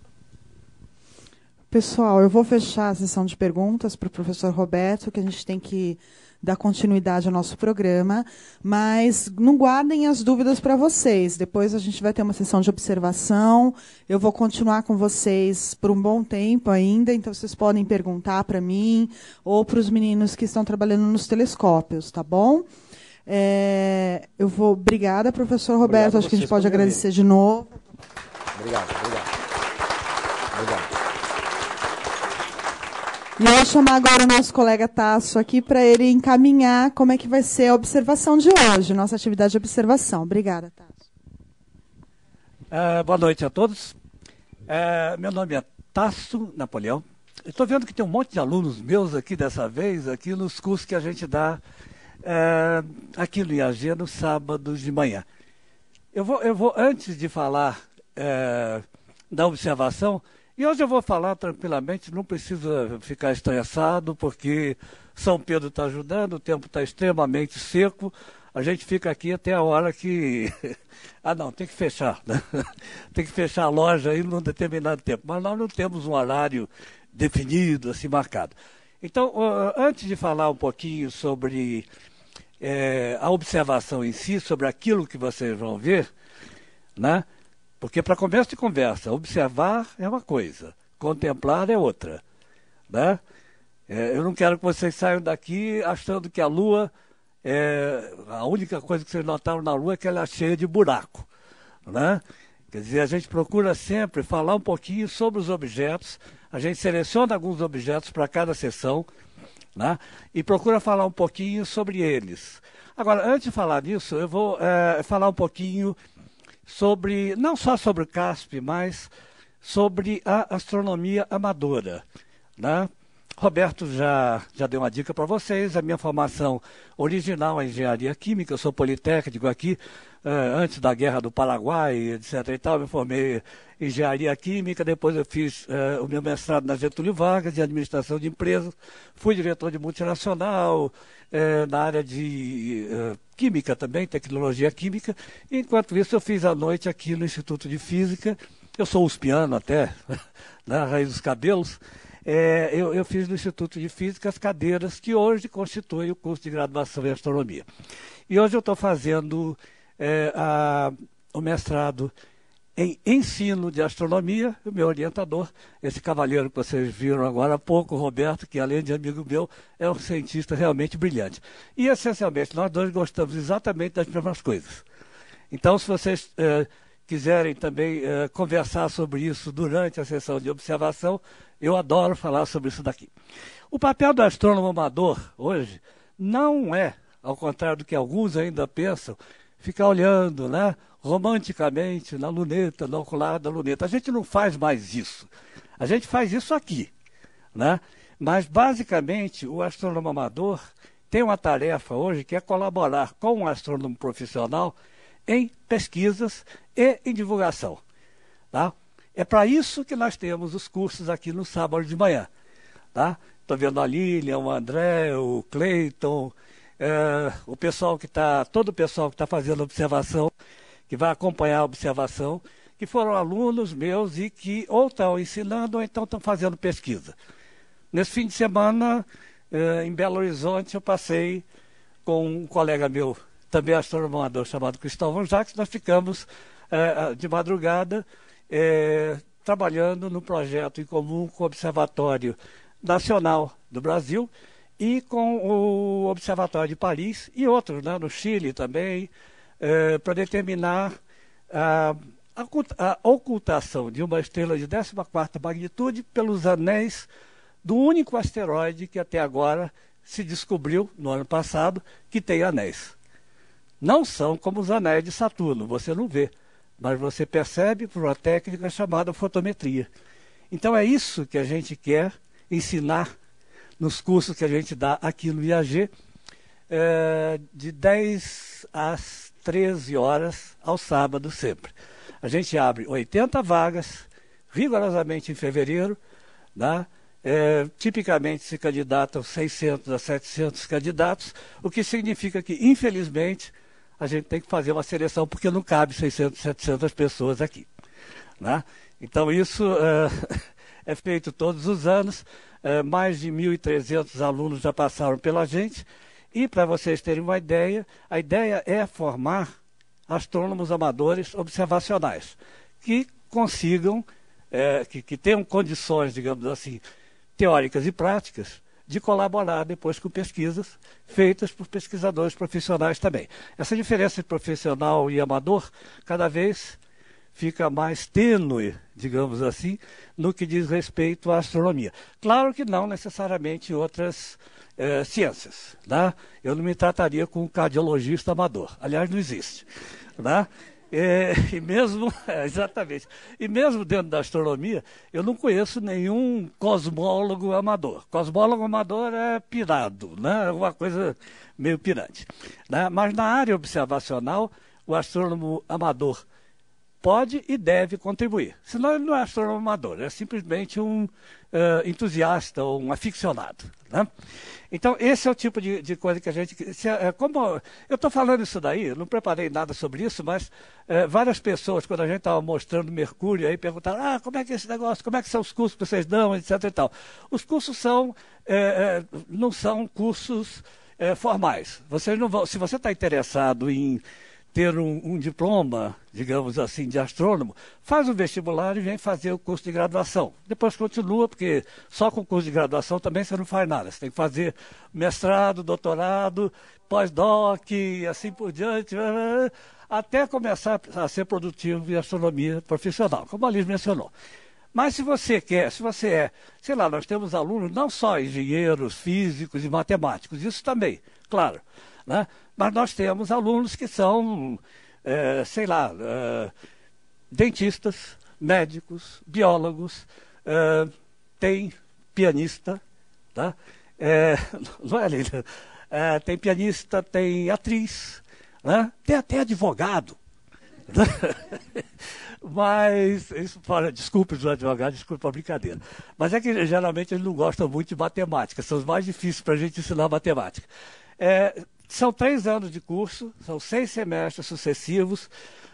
Os 2 primeiros semestres são básicos, é o basicão, tá? O arroz com feijão. O primeiro é uma visão geral, é astronomia, visão geral, etc. e tal. Né? Não é quantitativo. E algumas pessoas fazem só o primeiro semestre. Esses são os que nós não queremos aprovar. Né? Nós queremos os que fazem 6 semestres. O segundo semestre, geralmente, é o que nós vamos fazer daqui a pouco. Né? Aprender a como se orientar no céu, como reconhecer as constelações, como identificar cada objeto celeste. No segundo ano, o primeiro semestre é Fundamentos de Astrofísica, o segundo semestre é Evolução Estelar. Adivinha? Isso que o Roberto estava dando agora há pouco. Tá? Só que a gente tem um pouquinho mais de tempo. A gente dá isso daí em 80 horas aula. Tá? Então, é um assunto absolutamente fascinante.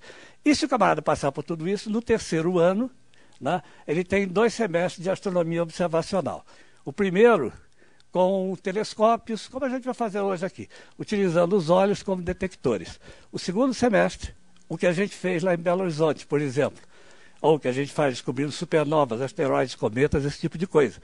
Ou seja, trabalhando com observatórios e telescópios robotizados, automatizados, não que a gente vai fazer isso aí agora, da sua casa, se você quiser, né? No teclado do computador, enquanto toma o seu whiskyzinho. Aí fica bom. Ok?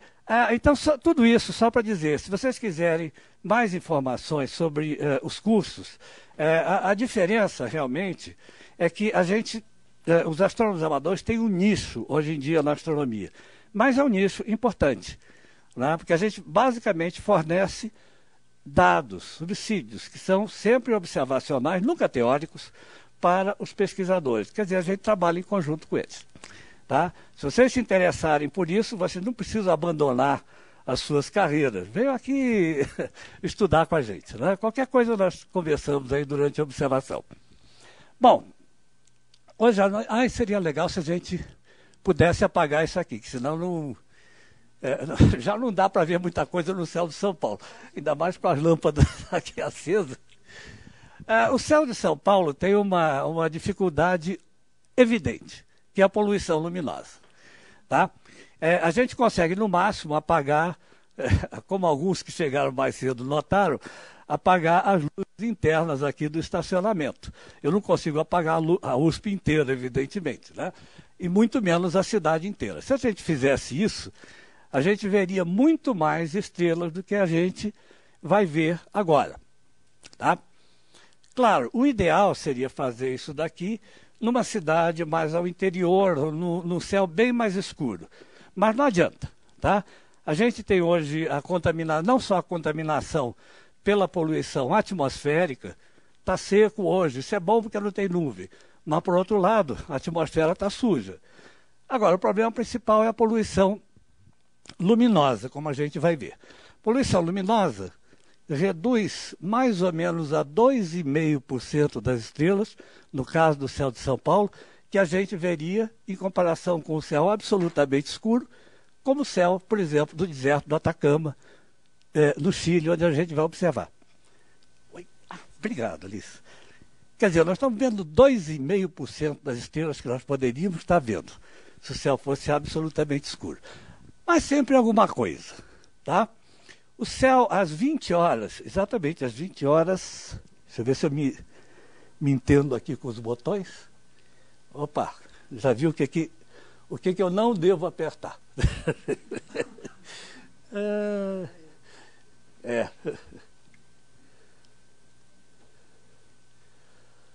Muito bom. Vocês todos receberam essa folhinha, que é exatamente a mesma coisa do que aquele mapa colorido ali que foi feito em outro software chamado Stellarium, mas é exatamente a mesma coisa. O que é isso? Se você fosse fazer uma observação a olho nu, a primeira coisa, ponto zero que você tem que fazer é localizar os pontos cardeais. Né? Senão você vai ficar virando essa folhinha para todos os lados e não vai se entender com o que você está vendo no céu. Tá? Ou seja, você nota que na tua folhinha tem lá em cima N, S, L, O, norte, sul, leste, oeste. Tá bom, tá. Eu entendo isso daí na folhinha. Mas e lá fora, como é que eu faço? Esse é o primeiro problema de todo astrônomo profissional amador. Quando o camarada começou a sair daí, é como jogar você no, sei lá, no centro de Istambul ou de Cabul, no Afeganistão, qualquer coisa, e pedir para você achar onde é que fica a farmácia mais próxima. Você não vai achar nada. Tá? Então, a primeira coisa que você vai fazer é reparar nas estrelas mais brilhantes ou naquilo que existe mais brilhante no céu e procurar uma forma de estabelecer a direção dos pontos cardeais. Tem várias, né? A melhor teria sido durante o dia. Tá? Você pode, por exemplo, da tua casa tentar isso, ver qual é o lado em que o Sol se põe. Tá? Também pode ser qual é o lado que o Sol se nasce. Mas, em geral, é mais fácil. As pessoas preferem não acordar de madrugada e é muito mais fácil você ver o Sol se pondo.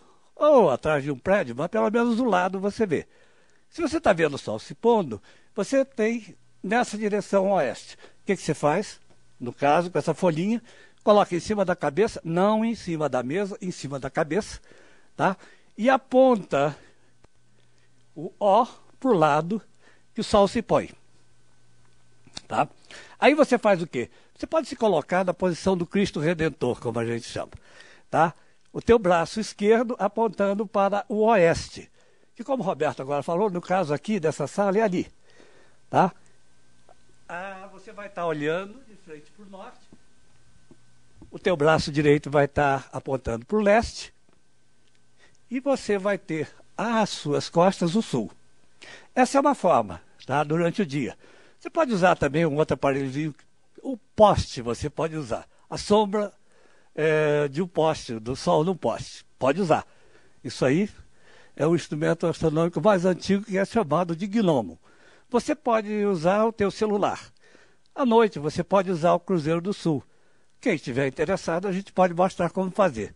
De um jeito, daqui a pouco, né?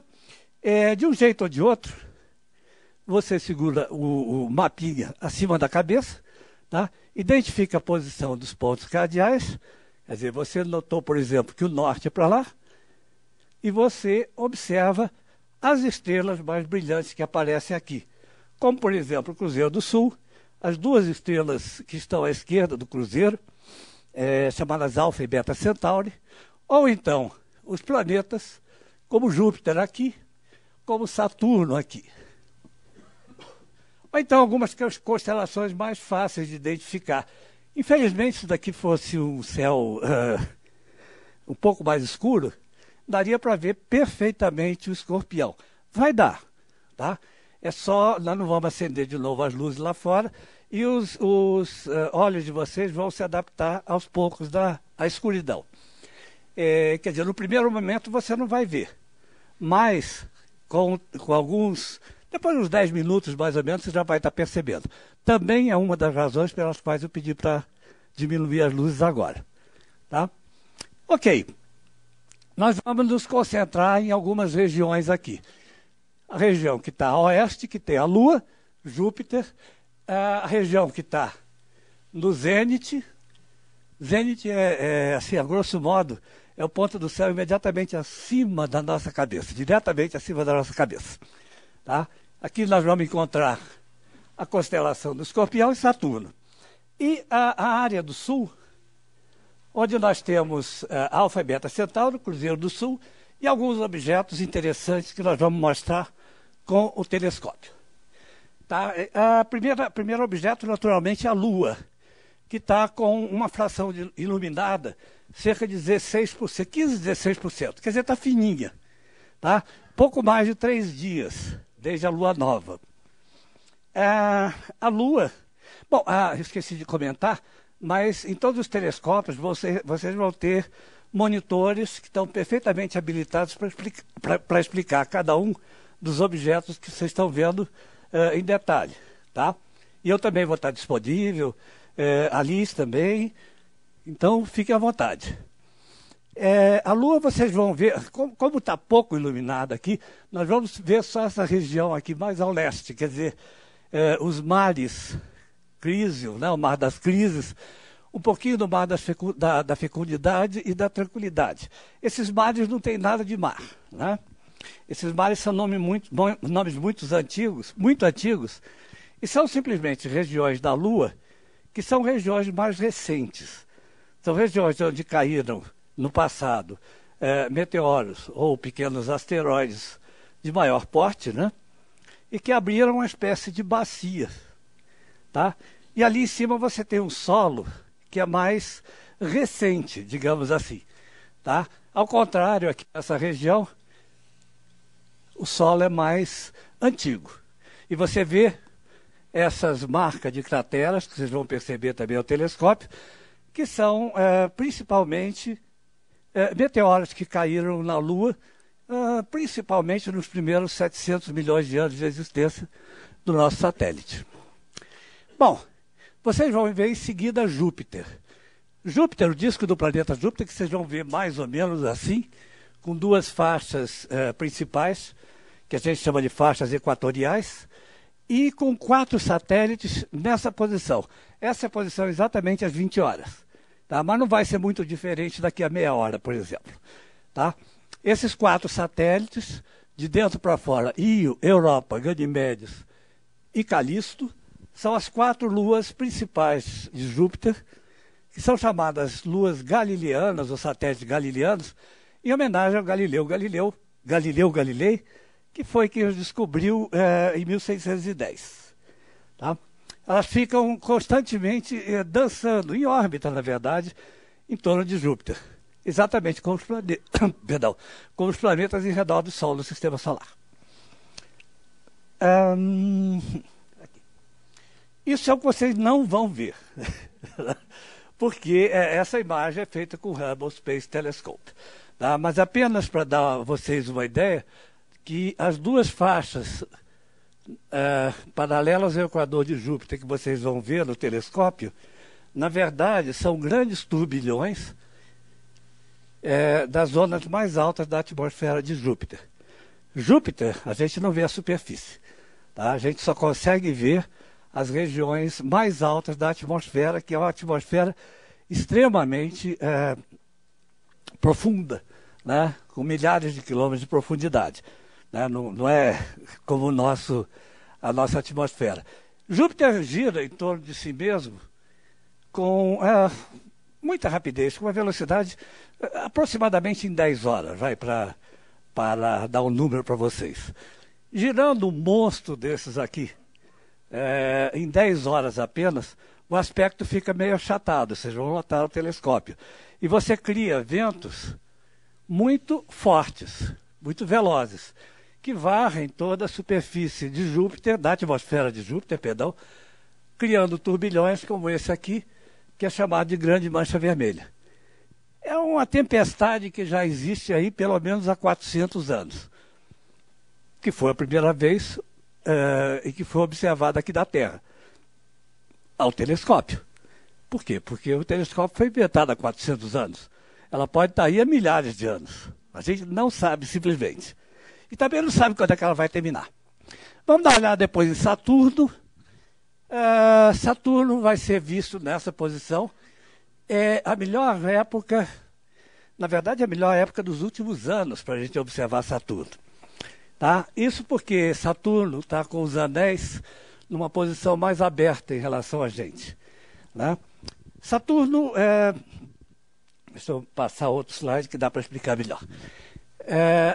Se apresenta com uma abertura variável, de ano para ano. Isso porque Saturno tem uma órbita em torno do Sol que dura cerca de 29 anos.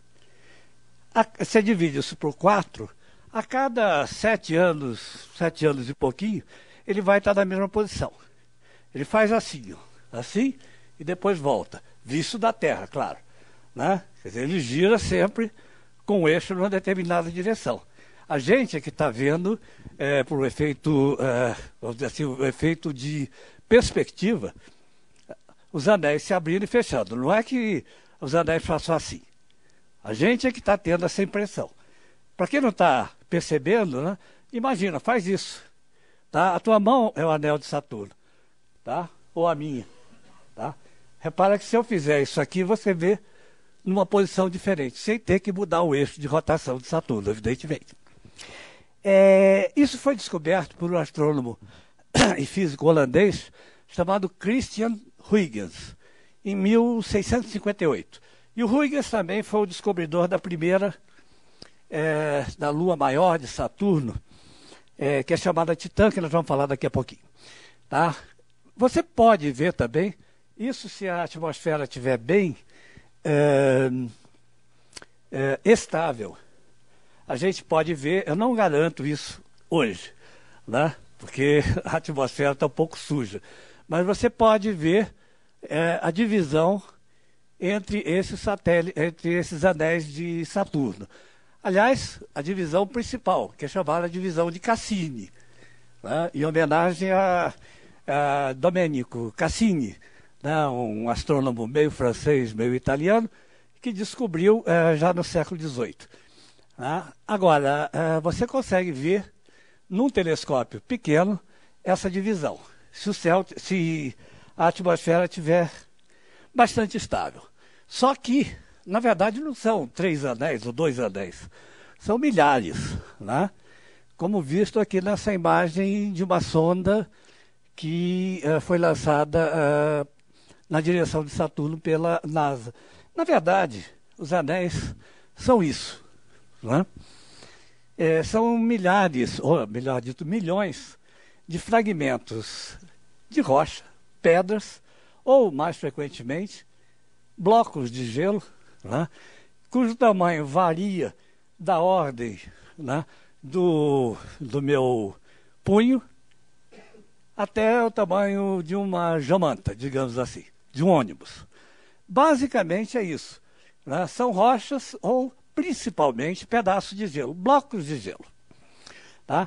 Que estão orbitando Saturno de forma concêntrica e organizada. Organizada por quem?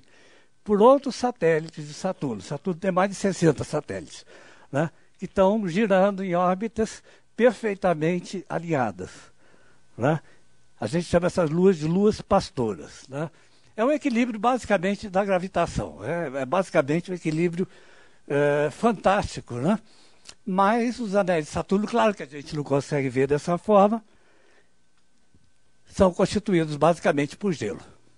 Nós vamos ver também, como se fosse uma estrelinha, a lua Titã, que é essa daqui. Tá?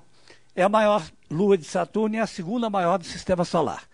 Tá? Aqui à direita a gente tem os tamanhos comparáveis da Terra, de Titã e da nossa própria Lua. A Titã tem mais ou menos 4.000 quilômetros de diâmetro, né?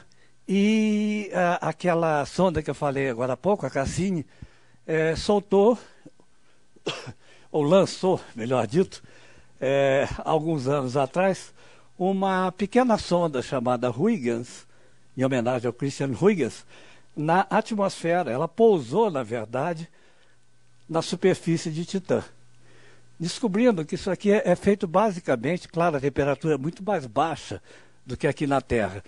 É uma espécie de deserto, mas não de areia, da nossa areia, pelo menos, de sílica. Tá? Aqui é basicamente metano e amônia congelados, formando lagos, grandes lagos, só que não são lagos de água, são lagos de metano. Enfim, acredita-se, existe alguma possibilidade que haja algum tipo de vida até, não vida, né, marcianinhos verdes, né, ou como é que se diz, o senhor Spock, né? Eu estou falando de bactérias, é isso. E o Roberto também falou, quando ele falou de vida, né, em vida provavelmente unicelular.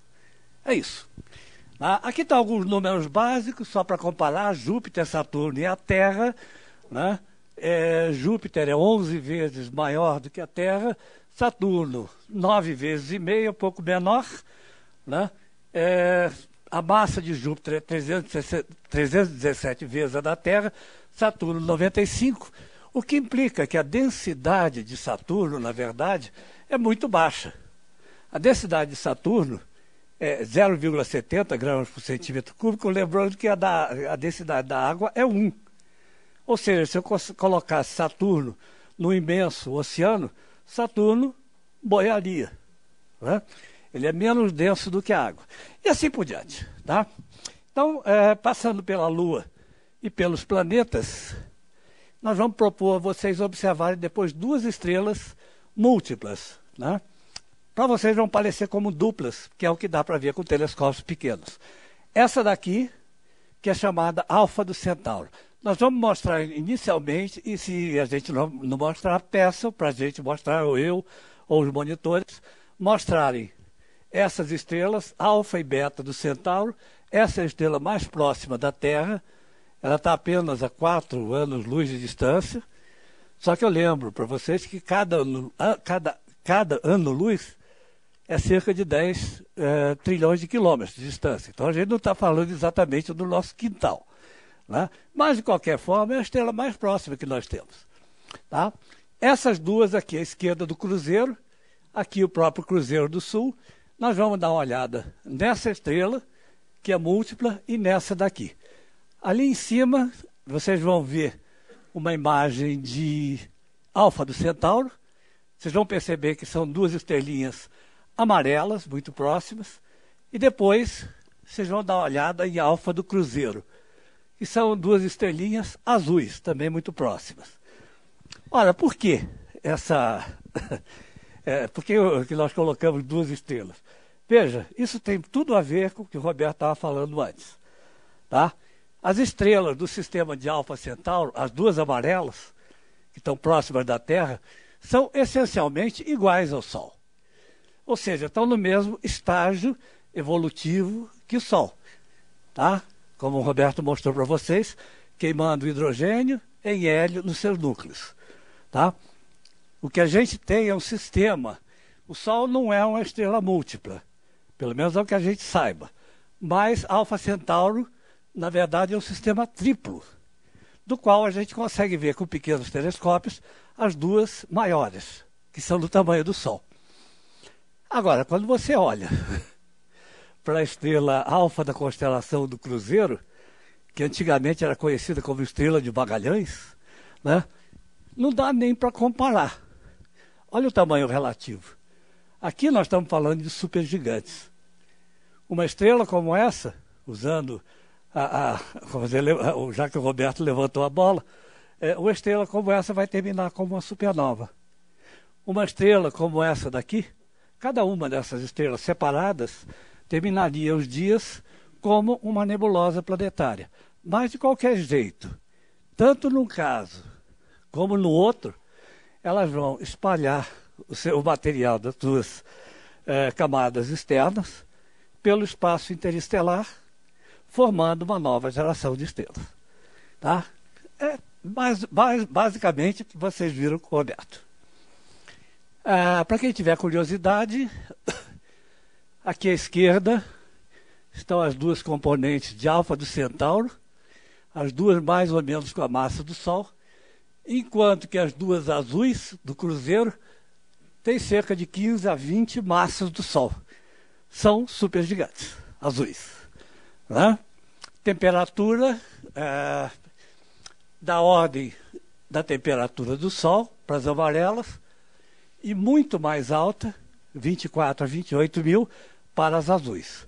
Aliás, a cor das estrelas é uma consequência da sua temperatura superficial. E as distâncias estão colocadas aqui, enquanto que a Alfa do Centauro está pertinho, 4 anos-luz. O sistema do Cruzeiro, as azuis, estão a 320 anos-luz.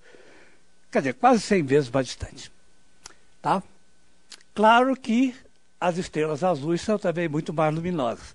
Quer dizer, esses 2 pares de estrelas é uma coisa muito simples, mas que parecem tão semelhantes, na verdade não tem nada a ver. Então são sistemas muito diferentes, mas tudo ligado com aquilo que o Roberto falou agora há pouco. Finalmente, a gente vai sugerir dar uma olhadinha em 2 aglomerados de estrelas. Estrelas adolescentes. De novo, como o Roberto falou, estrelas que acabaram de nascer. Lembrando que acabaram de nascer para astronomia, para astrofísica, não é no mês passado, tá? Nós estamos falando aqui desse grupinho de estrelas, né, que a gente chama de caixinha de joias, ou Kappa Crucis, ou NGC 4755, que nasceram aí há 10 ou 15 milhões de anos atrás. Isso são estrelas jovens. Basta lembrar que o Sol tem 5 bilhões de anos, não milhões de anos. Tá? Então são estrelas muito jovens, cerca de 200 estrelas formam esse aglomerado. Pena, o céu de São Paulo não é suficientemente escuro para a gente ter uma imagem tão bonita. Mas quem olhar com cuidado vai perceber a estrela central, que tem cor totalmente diferente das outras. As outras são azuis e essa é vermelha, sinal de que ela é mais evoluída. Finalmente, nós vamos tentar mostrar também o tal do aglomerado do Ptolomeu, como o pessoal chama. É outro aglomerado aberto, tá? Esse daqui, da figura. Aqui está o escorpião, nessa figura acabou de nascer sobre o horizonte. Para nós vai estar quase em cima da nossa cabeça, o que é muito bom, tá? Vai ser mais fácil de se observar. E quando a gente observa, tá? De novo, está aqui, olha. Só que aqui agora está na fotografia e não no desenho. Quando a gente observa, a gente nota isso daqui. Tá? Situado mais ou menos a 1000 anos-luz de distância, com a idade de 200 milhões de anos. Tá? Ok. Nós estamos terminando aqui. Nós vamos estar junto de vocês o tempo todo. Só lembrando, nós estamos aqui. Logo na saída nós vamos virar à direita. Nós vamos acompanhar vocês. E nós vamos entrar nessa área, onde não vão estar os carros naturalmente, mas sim os telescópios. Tá? Cada telescópio vai estar focado em um objeto. Vocês podem escolher. Quem quiser observar a Lua primeiro ou a caixinha de joias primeiro, fica à vontade. E bem-vindos. Até já.